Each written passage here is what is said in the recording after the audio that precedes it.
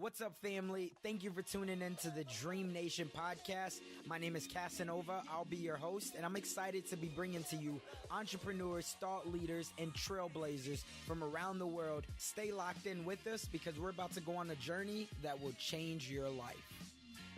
All right, what's up, Dream Nation? Today, I am super hype. I'm super excited. I got a gentleman on the line, my man, Mr. John Henry. Now, for those who don't know, he is an entrepreneur. He's a trailblazer. He's somebody that I would consider a mentor, a friend, and I'm super excited to continue to build relationships with him. But I know that I can't give him justice on his introduction the way that he will be able to. So first off, John, I want you to say what's up to the people at Dream Nation. What up? What up, Dream Nation? Yo, thanks for having me, man. Appreciate you. Yeah, and I'm glad we're connected too. And first of many of these collaborations. Absolutely. So, hey, something I like to always kick off with and start just to be able to learn a little bit more about you before, selling $1 million company before the age of 21, or maybe right at the age of 21, before the TV show on Viceland and Hustle, before being able to connect with people like Alicia Keys and Gary Vee and Forbes 30 under 30, before all of those super dope things happened that made you the legend that you currently are at only 26. Let's take it back even 20 years ago and tell me, who is John Henry? Yo, I bug out because when you hear your own bio, it's always like, it always sounds like outsized versus like where you feel you are, at least for me. Right. Yeah, so I grew up in the Heights. I grew up in Washington Heights, immigrant family. And, just grew up like every other broke kid in, uptown, like, with family, all hodgepodge, and all together. It was 6 of us in a 1-bedroom apartment, which now sounds like, oh my God, that's not even, someone now would probably call fucking child services on that. But like, it's just what it was. And yeah, I knew at some point, because I moved to Florida for a little while, and then I moved back to New York. And while I was in Florida, I came across, I met other kids who I was going to school with that didn't come from my, those kinds of conditions. And that's when it jumped out at me, like, oh, okay. We have a very exposure. Yeah. It's like, oh, okay. Not everyone is 6 people to a 1-bedroom. Like there's like, it started with that. It's like, oh, wow, you could have this. And from early on, I knew I wanted to go, and actually that's not true. So I observed that as I was coming up. And I was actually bitter in those days because I was like, fuck, why can't we have it this easy? And then later on was when I realized, wow, like the reason that we came up in shortage, like I feel like I'm the good seed that was like, I have a lot of siblings and we've all taken our own paths, but like every once in a while you come across a seed that was able to take all the adverse things going on around them and use that. Instead of using that to let it weigh on you, you use it to let it fuel your growth, So anyway, to move from the abstract, like, yeah, that was my upbringing, man. And when I was like 18, I decided I was going to make a lot out of a little. And I've been, hustling ever since, man, in the form of starting businesses, little businesses, like the laundry business was my first business. I've done a little incubator. I'm running a fund now. Like the businesses have gotten bigger and bigger. But the sentiment is always the same. It's always, I feel like I'm a scrappy kid from the son of immigrant parents who's trying to make a lot out of a little. Always. Love it. So let me ask, are you the only entrepreneur in your family? Yes. Got it. And what was that like when you first started out? Like, how did you even come? Did you have any jobs, or at 14, were you already starting to run your own businesses and you knew you couldn't work for anybody else? What did that look like? Yeah, I didn't have one of those paths where it was like, I knew from right away I was going to be a businessman. It was more like, I knew that I wanted to give it a shot, man. And when I say that, I don't mean like casually, like I just knew no matter what it was that I wanted to like put my all into something. That much I did know. And for a long time, it was actually going to be music. I studied jazz and stuff. Like I was a jazz musician for a long time. That was what I was certain was going to be my thing. Your path. Yeah. I got pretty good. I was a nationally recognized jazz soloist. Like I put a lot of effort into it. And then I went through a period where like it just didn't feel right anymore. I wasn't picking up my guitar. It felt like a lie to still introduce myself as a jazz musician because it had been months since I played. And then I found myself in this pocket where I was like, all right, I got all this energy. I know I want to go hard at something. What's that going to be? And I didn't know, but I was fortunate to work a job as a doorman. And that was really a blessing because and it's funny because I don't know a lot of people that would say I was fortunate to work as a doorman. They would see it as like an impediment, but it was a blessing because of the proximity that it granted you. Like all of a sudden, one job put me in the middle of 337 apartments. This is a massive building. All these residents, all on their own respective life paths. And that's when like I was exposed to a lot of different life paths at once. There was So you're saying, yeah, got it. So this was like a condo rather than, so this is like a condo situation. Everybody owned their own condos. You was the doorman. Yeah, it was a rental building. Yeah. But pretty much like people live there years on end. And like I'm there on the front desk every day seeing, hundreds of people, but the same people day in day. Is different if it's like a building where like it's just random people every time. Right.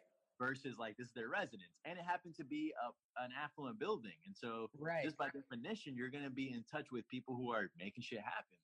Right. And I saw a lot of different life paths, man. I saw this guy was rich as fuck. He was a finance guy. And like, I tried those shoes. They didn't fit, right? Like I had lunch with him. He tried to get me to walk down the finance path. And he's like, yo, look, you got to kiss ass in school for the longest. Then you got to do this. And then you got to, be the assistant. You got to get the car. And that just didn't feel like a path I wanted to take. And he was like, yo, I'm warning you, you're taking down the wrong path if you don't go down this path. He's like, you're not going to be able to get to big money unless you go down this route. Anyway, I saw that. I saw directors. I saw rock climbers, dating coach. I saw models who, no respect to models, but like, yeah, I mean, there was an apartment full of male models and women models. And these male models from the surface, you would look at them and think, damn, they got it all because they look good. They spent all day working out, all day, bro. Right. You see them, they get various workouts a day. They're eating right. They're chilling with the sexiest girls. It's like you could see how that looks amazing, but then you got to see them behind the scenes.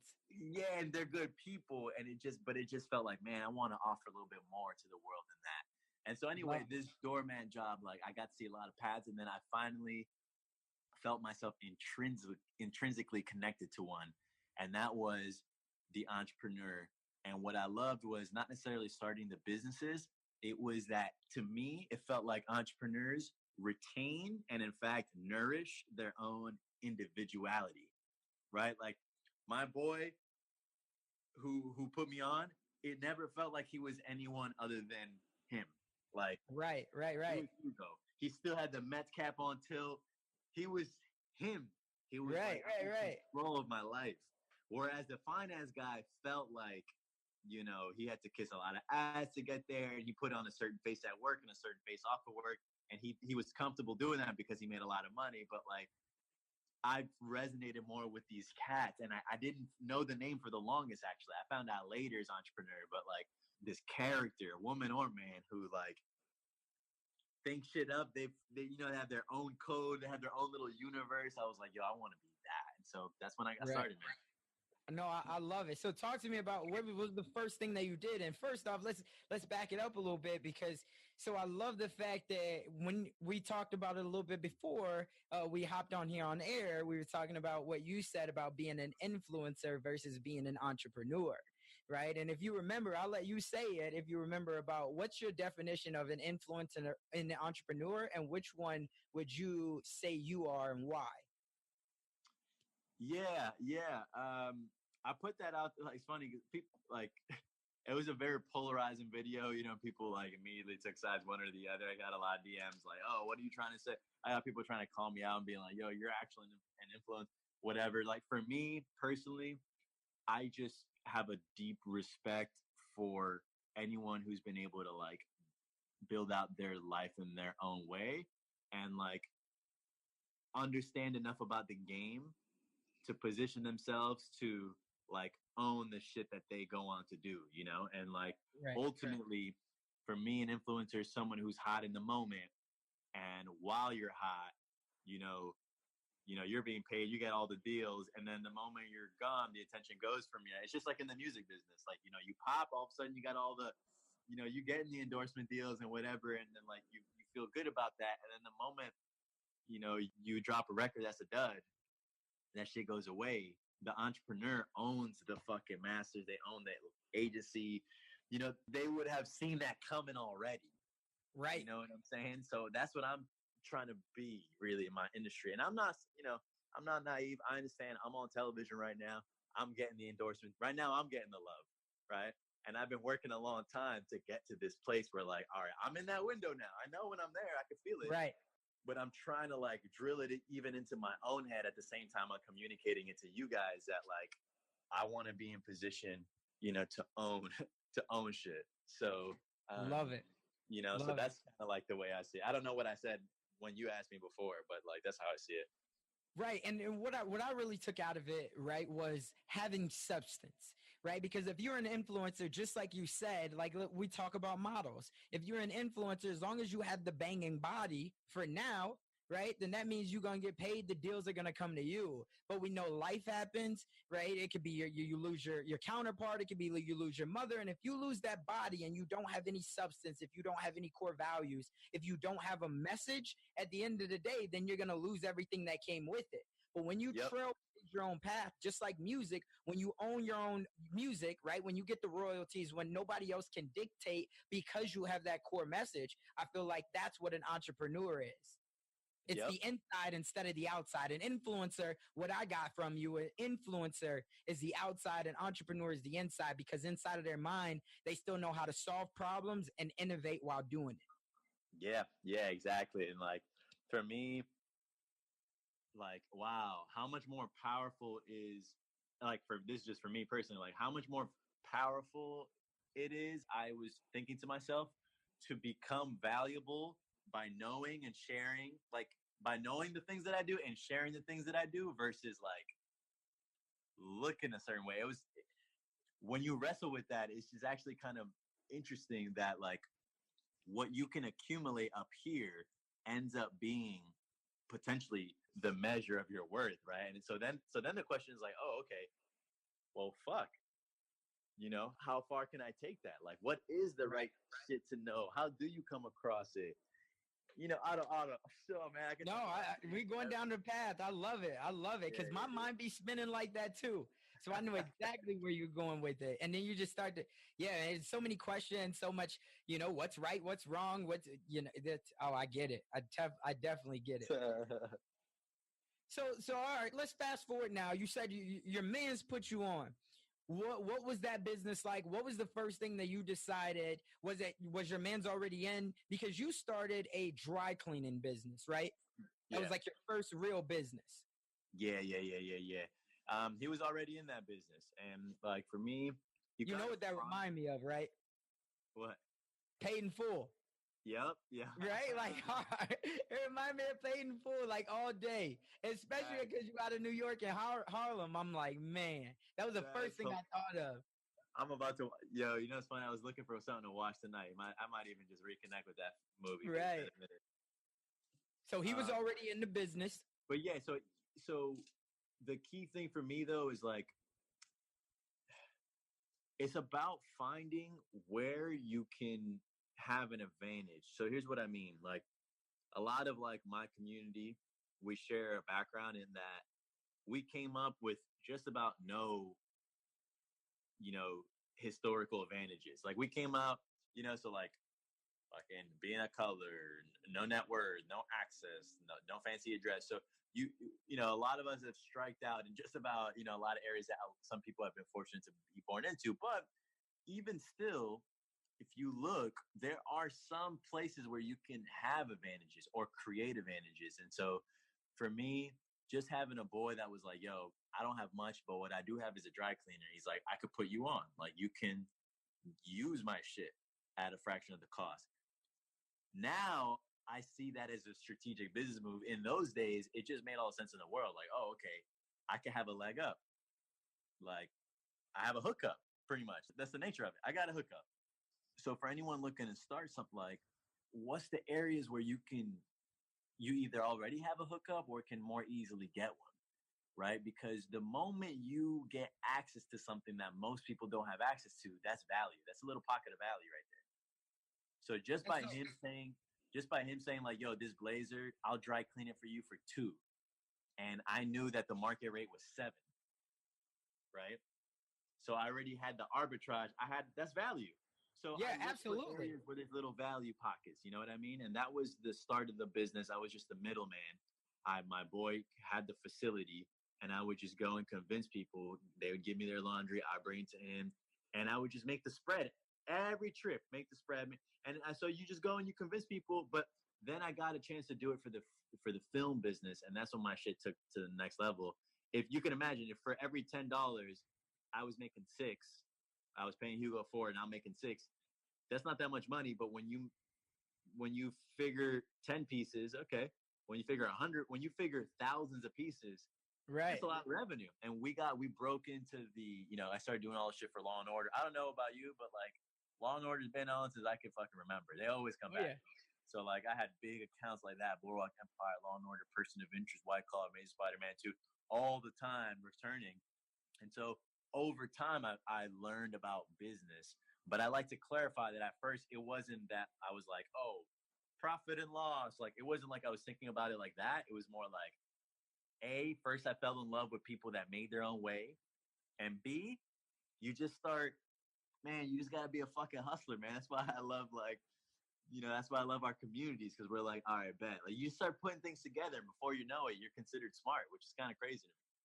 Right. And that's the thing. I think for especially I come from exactly where you come from, right? So inner city Chicago, South Side, right? Raised by a single mom, grandma stepped in to lead the way to be my father. And so I know, but when you have nothing, you start to figure out the same way like LeBron did, right? He didn't know business in the beginning. He knew that he had a skill. He knew that he had a knack for playing basketball. But then all of a sudden he sees all these other opportunities around him, and he's like, let me use what I got, even if it's that one leg up. Yours was that you had a buddy, right, who was already owning a dry cleaners. His was that he knew how to dribble, shoot a ball. It didn't make him any less of an entrepreneur, but he knew he had to get in with that skill, leverage it, and then put other pieces to it, and then eventually you have a whole pie. And then it all comes together, and then it looks like you were fucking brilliant all along, right? Right. And it's like, oh, he knew he wanted, but it's like, no, you just piece it together step by step. You know what I'm saying? Right. No, I get it. And so that's super dope because it leads to the other, like I saw one of your videos, right? And we talked about this off air where somebody had asked you about how can they find a mentor? Because that's the thing that people want nowadays. If they don't have a mentor, if they don't have a coach, I get it all the time in real estate. People just don't take any action. And I thought most of the time people were telling people about how to find mentors and how to add value, but I thought you came at it from a different angle. And so I, like you, be able to explain to Dream Nation, like, what's your take on finding a mentor? Yeah, I like this whole idea of like, similar to like how when I discovered being in business, I didn't know the word entrepreneur. It's almost like words themselves jade how we approach a thing, right? And so like if I would have known about mentors when I first started, I maybe would have never fucking found one, because I would have been trying to like, are you my mentor? Are you my mentor? I would have been trying to synthetically assign the label to something. I just was earnest, very very optimistic. Like I had a good energy that people who had made it could sense that with the right grooming, I would too. And like all it was being focused on the work, finding these people along the way, and going out of my own way to make sure that I can get in front of them, even at the risk of coming across as annoying. I'd be like, yo, can I please, and eventually you breed that long-term relationship with someone. And it wasn't until years later I realized, oh shit, that's a mentor, right? And so when I hear people DM me, dude, almost every day, if not every day, like, yo, can you be my mentor? And it's like, that's not the right way, right? Because I'll say yes. I say yes to everyone. Yep. Yes, I can. Yep. Consider me one. Yep. And then they just go away. Like that. That's not how it works, man. It works like with someone being like, yo, I'm working on damn, dude, I'm trying to buy a 3-unit, fucking deal. Like, I'm dealing with the city. Like, how can you've been through the zoning process, like whatever. You give me a specific thing, and then I help them out, and then they come back, and then that back and forth is what leads to mentorship, not just someone saying, "All right, I'll be your mentor," and then you go away. So that's my whole take on it, man. I know what you got to say on that. Yeah, absolutely. I think the fact that you pointed it out right there, it's smart, measurable, right? Or specific, measurable. So you can't just lead with something super broad. You got to make sure that you have something that you're taking action, because our time, which we all know is our most valuable asset, right? So me trying to ask you to even give up 30 minutes of your time to sit down with me for coffee or do a podcast interview or something, I got to have a specific of what I want you to do. So we're not both just sitting there looking at each other, but then at the same time, show you that I'm already taking action. I'm just looking for a little bit of a nudge or a little bit of an unfair advantage because I know of you and I can reach out to you. So I think that that's dope. And as long as you're taking action, most people love to help other people who are taking action because they know. And what you said was like, most of the time people just go away, right? But the big thing is following up. Right. I mean, I followed up with you, right? I followed, and that's why I made a video about this today. But it was, understand that persistence respects persistence, because we were all there at one point, right? We all know what it's like to have nothing, and then to be on a path where you're gaining momentum, but we're still trying to level up. And anybody who is already, there's always another level of success, because if you built one area of your life and business, most likely something else has had to sacrifice, right? If you take it all in business, I would imagine the family took a little bit of a sacrifice, because the hardest thing in life is to balance. So I love the fact that you said that. Yep. I dig that, man. So talk to me. So you're doing a dry cleaning business. You understand how to build these relationships. You got a lot of pieces going in and out every single day. When do you decide you want to get out of that, and what's the next venture that you go into? After that, I decided, just because it came up. I mean, I just believe, I'm a big believer in just responding to like the trends that you see are happening. When I was growing the business, in the height of the maturity of the business, on demand was really heating up. I mean, it was an Uber for everything. And we still see that, but like, I don't know if you remember this era where it was like on demand everything. That was the business idea. And people were raising a lot of money. And it just became like this, it just became this gold rush towards like building the next Uber of every industry, right? Because it seemed like it was all going to work. Oh, Uber works, then Uber of laundry will work, Uber of this will work, Uber of everything will work. And it just honestly made me very uncomfortable. It was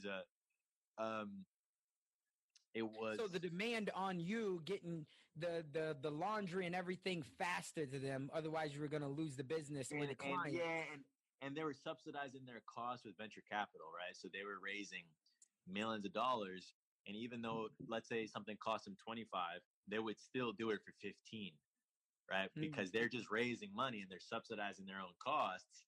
But then players like me who didn't raise money, I was tempted to just compete with them on price, because now customers are being like, yo, but they're offering it for 15. I'll be like, fuck it, I'll offer it for 10. Right. Even though it costs me 25, let's say. So I'm coming out of pocket to get more. Yo, it just became a weird, like, I could sense it, man. I wasn't even that old, but like I was 21, and I was like, all right, this is starting to feel like this business might not have as much of a long tail as I'd like. And also, I didn't really love it. Like, I loved learning the skills to get into the business, but I was starting to not like the business. And then, a larger competitor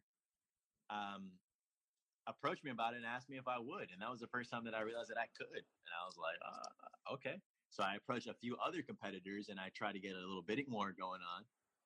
When you say asked you if you would what, sell? Yeah, because as I mentioned, market cycles are very important, right? This was a very red hot time space in which established, kind of more traditional players were looking to, in the hospitality sector, cleaning services, dry cleaning. They were watching all these people raise money. I mean, literally, I could remember, dude. It was like it was Homejoy raised 38 million from Google. Handy, Washio, Cleanly, all these guys were raising money, and so the big competitors were like, "Holy!" And it was just me that was scared. They were scared too because they've been making bread for a long time, uninterrupted.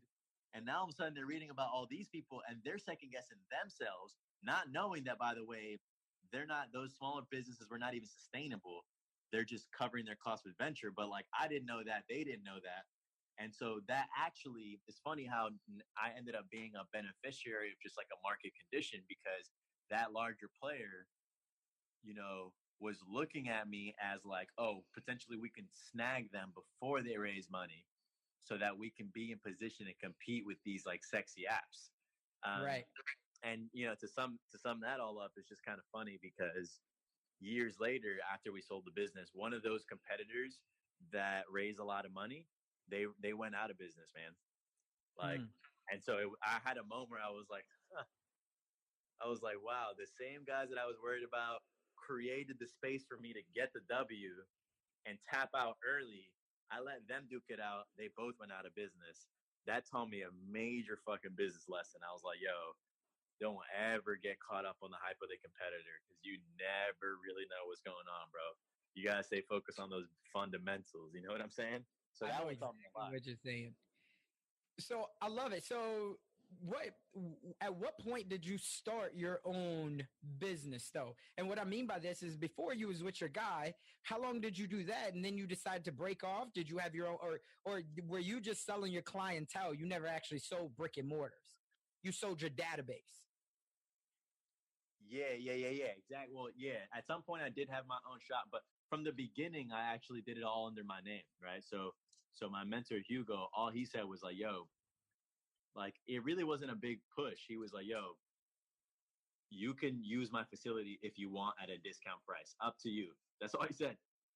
And so I was like, all right, bet. So then I made my little sole proprietorship, John Henry Cleaners.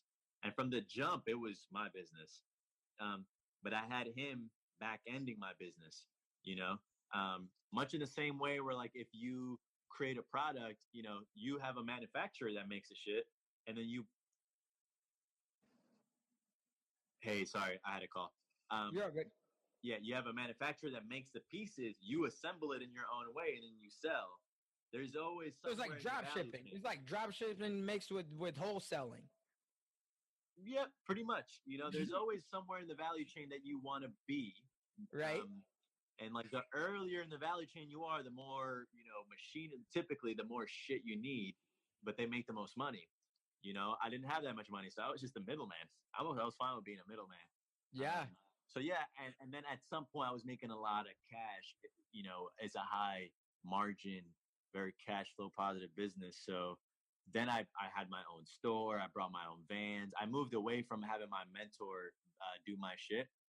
We grew too much. We had like 6 wholesalers doing all of our stuff at some point.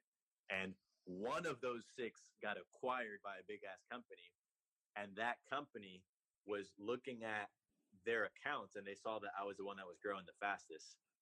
And then he reached out to me. That's like the actual story. People don't, you know. Got it. But that's like that's the micro. I had 6 wholesalers. One of them was acquired by a bigger competitor, and that competitor was like, "Wow, how come this guy's growing?" And then we sat down. He saw that I was like, you know, in the film business, and I was into tech, and he was like, "Yo, maybe we can buy you and roll you into the rest of our portfolio," because he had like 50 other dry cleaners.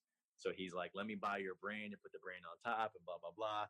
So yeah, I was like, "No, I love it, bro." Like, I was done, dude. I was done, and I'm glad I exited, because I've had a lot of fucking fun since then, right? Like, think about it. Since that, oh man, I was able to start an incubator. I run a fund. I have a TV show. Like, I was able to like get into so much more shit. I knew I was not a laundry guy, bro. I had too much potential, you know? Like, I didn't want to be that. Yeah. I love it, man. And I love that you went after your gut, what your gut told you, right? Because so many people, especially at a young age like we are, you know, you're taught that you got to go and you got to stick with one thing, right? Even if you don't like that one thing, you got to stick with one thing. And what I always say is, yes, you definitely need to stick with one thing. You need to have your meat, right? And then you develop your side dishes. But that's only if you love the one thing. If you love the one thing and it's just tough for you, then yeah, like you got to stick it out. Right, you got to understand there's going to be adversity. You're going to be told no. But if you're not absolutely in love with this, life is just way too short, right, to stick it out doing something that everybody else thinks that you should do, rather than, because there's a million ways to make money nowadays, right? If you got any type of sense, you could just, all you got to do is have 5 coffee or lunches with people, ask them what their frustrations are, right? And they'll tell you of a new product that they just bought. Then when you figure out that, okay, go look up that product is selling like crazy on Amazon. What didn't they like about it? And then you just go try to, do it a little bit better. Yep. So many ways to make money. So yeah, I love the fact that you're just like, nah, man, I'm out. Like I made this type of money, but you're not gonna hold me to this. I'm gonna get my money and I'm out. Yeah. I just felt like, there's a lot of big plays out here to be made. And I've always been really passionate about developing my sense and getting myself at the rooms where a lot of these big plays are being made. And I had a mentor, a Chinese guy, bruh. He put me onto scale, bro. Like the shit that him and his partners do, these guys from Shanghai, they buy the rights to Broadway plays and then fucking relicense it and recreate them in China. They buy hundreds of acres at a time in Africa and do ginormous farming co-ops and like grow snow peas and sell them to Germany. They bought the largest allocation of bonds in Hungary and then reflipped them. They bought a giant fishery in Greece to supply to North Africa. I was like, yo, like scale, my dude. Scale. Right. All of a sudden, laundry felt small. You know what I'm saying? So right. Once you get exposed to that, it's like the wallet, right? They talk about once it contracts, you can't go back. It's like once you've seen that, you're like, what? Like, there ain't no going back. It's just too small. Right. That's right. So that was my main motivation to get out that laundry business and kind of get into things that are a little bit more macro, like investing. I love investing because for a number of reasons. One, you build wealth. Two, you get to like, there's just few other things that you can do. Like, I believe in like money now, money monthly, and money future, right? So like money now is like some cash flow thing. Money monthly is like recurring. The money future, where you really make bread, it must be investing, because you gotta, put your cash away into things that you're taking bets essentially and allowing your money to have the opportunity to multiply itself. And I love it not only for that, but also because when you raise a fund like we've done at Harlem Capital, the only people that can afford to invest, like we're getting like checks, like usually for around $1 million, 3 million, 5 million, more commonly like 250K, 500K from an individual. Bruh, for an individual to write you a $250,000 check and be like, all right, cool, I'm gonna bet on this. I mean, they do their diligence and they gotta like us and all they go through. We do the whole fucking dance. But the point is, right. To have an individual after the dance be like, all right, bet, I'm gonna give you $250,000, and they don't even think about that. Like, it's not even they don't even think twice about it. They won't notice. Right. It's like, to get to that point, like when you raise a fund, by definition, you're only speaking to people that can afford to invest. So it's people in that tier. And so I love investing because you get to jump several, fucking steps in to building relationships with high-end people who can write like crazy high. Like we're gonna go in 2 weeks to go pitch the owner of a basketball franchise, right? Like we've pitched the wealthiest people in the world. That video that I made, Advice from a Billionaire, like it's not a hypothetical billionaire. Like we're just in the craziest rooms right now. So I love investing. I remember the video too. Yeah. And he's like the only one not smiling. Yeah. And he was like, yo, advice is cheap. Get the money. He was pretty much telling us to ask him directly, like, yo, let me get the money. And when we did, he was like, I bet. But like, he wouldn't give it to us unless we asked. So talk to me, because I know a lot of people listening right now, and now they're hyped, right? Because if they're dreamers like we are and they go after it, they want to know, okay, but how do you get started in this VC world, in this pitching world? Did you have a mentor there that you just found along your path? Did you have a product or an idea first and then you went on about it? How'd that happen? Well, The answer to that kind of varies depending on what the goals are, right? Like, are you raising VC or are you looking to start a VC fund? You know, totally different things. But in a nutshell, what is true for both is you you gotta prove.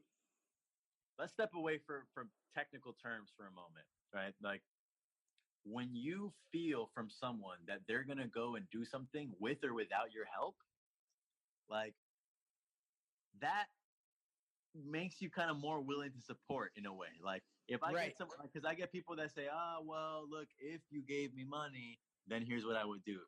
That makes me be like, "Yo, you're fucking soft." Like, Right. it's, are you like that makes me feel like, "Yo, are you dumb? Are you naive? Like, how out of touch do you have to be like, yo, if everything goes my way, then I'll start." I'm not drawn to people like that. And it's the same fundamental principle when you're raising money for a startup, for real estate. I've raised money to buy real estate. We've raised a fund now. Like, ultimately, people have to feel like, yo, with or without anyone's help, like, you guys are going to be the specific ones that's going to make this pop off. And I think where people go wrong is like, now they're hearing me, now they're hyped. They're like, yo, it's me, John. Trust me, it's me. But it's like, it can't just be you saying is you. It's got to be that has to play out in your results. That's got to play out in how much you know about the market. That's got to play out in every way. People don't invest in us because we tell them, yo, it's us. Yo, trust me. We do say that, but also if you ask, yo, what are the other, if you ask us any question about the space, we know what multiple things are trading at. We saw 368 deals last year. We know that 25%, we know we had a 2% investment rate. We have, we saw that the majority of deals are raising 750,000 to 1.5 million and usually giving up about 20% of their business. We saw that the average valuation for companies in the Midwest was 4 to 6 million. The average valuation for companies out of the coast was 8 to 10 million. We know, like, we know these numbers cold, right? And so all I'm saying is, like, if you want to raise your money, you got to know your shit cold in and out. You got to show that you're putting in the work with or without anyone. And that's going to make someone a hell of a lot more likely to be like, yo, all right, there's a future here. Here's a check. Love it. Love it, bro. No, that's nuggets right there. That's nuggets. And the fact that you're just relentless, just like you said, right? Look, I'm gonna win with or without you. You either gonna come, right? You either gonna get down or you're gonna lay down. Right? Yep. I think that was in Paid in Full as well. You're gonna get down or you're gonna lay down. Right? So then talk to me about, like, now you've been on your path, right? And you're talking 4 years strong with really being a true entrepreneur, getting out there, you're speaking across the world. You are on Forbes, entrepreneur, all over NY. Like, then how do you start to connect with major players like Gary Vee and Alicia Keys and then getting on Vice? Like, was that all something that you had a epiphany about one day? Like, yo, we should pitch them? Like, we know the art of pitching, we should pitch them? Or was that something that it all just came organically? Or did it come through a relationship for somebody else saying, hey, I want to connect you with somebody? I think as you go on, as you kind of grow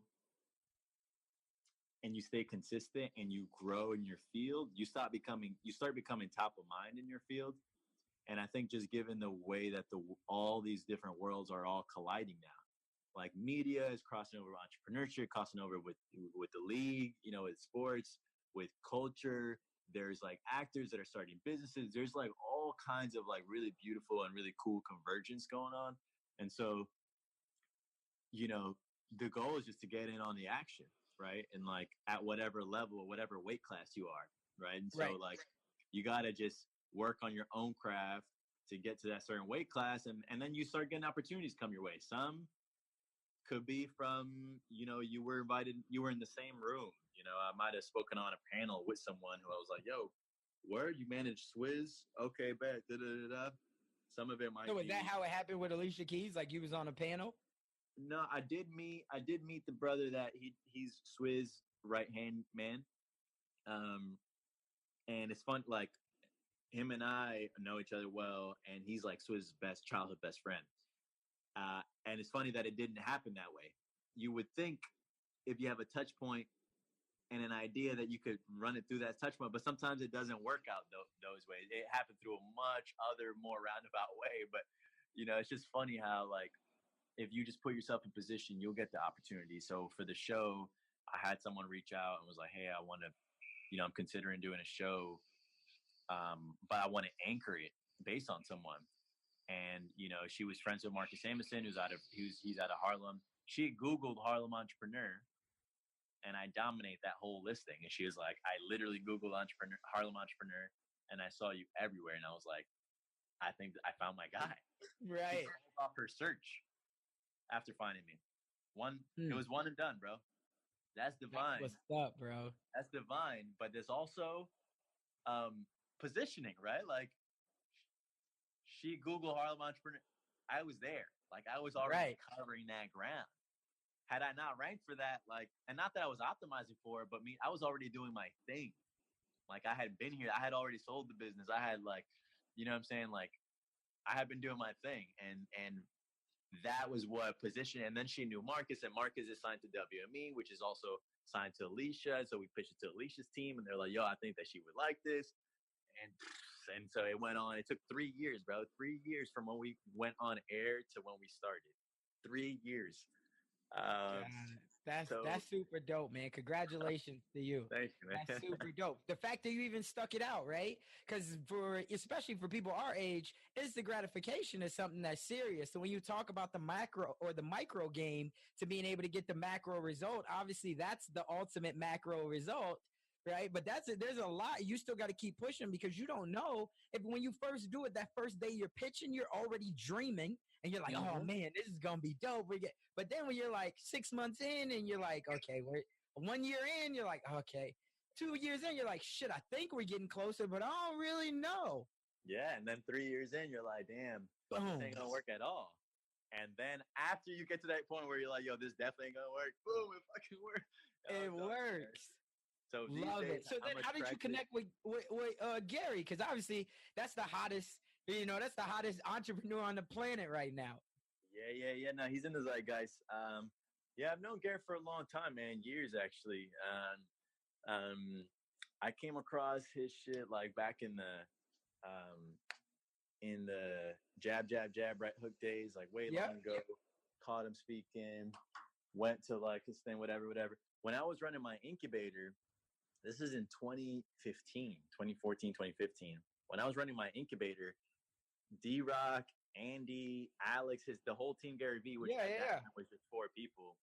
They all came to my incubator and they taught it like a class on like, content workshop. Like we've had ties for a minute. Like when I walk through VaynerMedia, like, if Gary's there, I'll say what's up. He's very busy. So, we just dap up and that's it. But like I'm connected to the entire support system around that, brother. And like, that's when I started realizing like, yo, it takes team. Like anytime you see one person that has popped off, there's massive team around them. So yeah, I had all those meaningful touch points. But I'm not the type, like I'm a fan in that I love being a fan of people that are doing great work.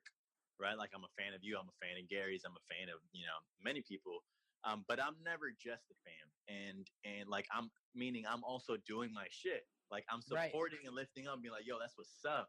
But I'm also owning my own shit. And sometimes when you get people that like rise to that level of stardom, even across industries, like in music and acting and whatever, I've come across people that like idolize people so much almost to the point where they're like, "Oh my God, like I'll never be that. Therefore, this is amazing." And when seeing that firsthand, that always felt off to me. Yeah. Because my source, the way I get inspired is like, "Yo, you're doing this shit at this level. Like, yo, that's amazing to even know that it can be done at that level. How can I do it in my own way and even push the bounds on that?" Right. You know what I mean? I know exactly what you mean. Yeah. So as a result, even though I had access to the Vayner ecosystem, like, I knew that, when the paths were going to cross, they were going to cross. And And time has been good because Gary's grown his ecosystem tremendously. I've also grown as an individual and as a professional tremendously as well. And he now has enough in his ecosystem where he has roles for other kind of up and coming players, right? Because that had to be only Gary for a long time. Now they're getting to the point where they're onboarding other talent and building little microcosms around these other up and coming players. They have a really sophisticated machine, man. They have a Gary. Oh yeah, he's crushing it. He's crushing. It's not even like fake crushing it like Ty Lopez. Like Gary is like a real fucking businessman. And so yeah, so he has a speaking agency now. And you know, I'm signed to the speaking agency. He has 137. You know, I have a show there. Me and Brandon. So yeah, man. You know, it's a good brother, but it's the same answer. Whether it's Alicia Keys or Gary Vee or Marcus Samuelsson, it's all been staying consistent, staying top of mind, and eventually you find a way to work together, man. I'm positive of that. No, I love it. I love it. So hey, man, I mean, this has been super dope, and I got to respect your time. I know that everybody who's listening to this has got to be super inspired. First, I want to ask, what's the next big venture that you're working on right now that we can all support you on? Like, what's that thing that you want to make sure you get out there that we know about, that you're looking to crush it at? Yeah, I think just being connected with everyone, man, is just a blessing for me. You know, I don't have any specific asks. Every once in a while, I have one. For the most part, I don't. But I just value just being connected, getting context on people, because I do engage with my audiences. So when people respond, I'll respond back. I might even tap through people's profile, look, just get a sense. So let's just stay connected, man. Strength in numbers. You know, later on when I ask, I most definitely will catch it in. But for right now, I just want to be connected with everyone listening. In fact, we'll do a challenge. If anyone has made it this far listening, please do DM me. Let me know that you made it this far. And I will personally make sure I hit you back and that we connect, as a way to thank you. There it is right there. And for anybody that wants to know, what platform can they find you on? Is it Facebook? Is it Instagram? Where are you, most active? Yeah, I would say Instagram I'm most active, but I'm also pretty active on LinkedIn, Twitter, Facebook. Facebook is a little noisier.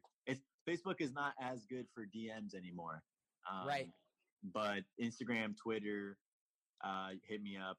LinkedIn, I put a lot of content. Find me anywhere, man. I'm pretty accessible. But Instagram. If you have the gram, hit me up on there. Great. Right? Now, the last thing that I'm going to ask is, there's somebody out there that heard that's super inspired by you, but they still got that little voice in their head, right? They got a dream, but they got a little voice in their head. And its voice is maybe speaking to them, saying that they're not smart enough. They're not strong enough, right? They don't have enough time. They don't have enough support. What do you say to that person that wants to go out there, that wants to continue to dream, but at the same time needs to take action to make that dream come true? I would say, yeah, you probably don't have all the shit that you need.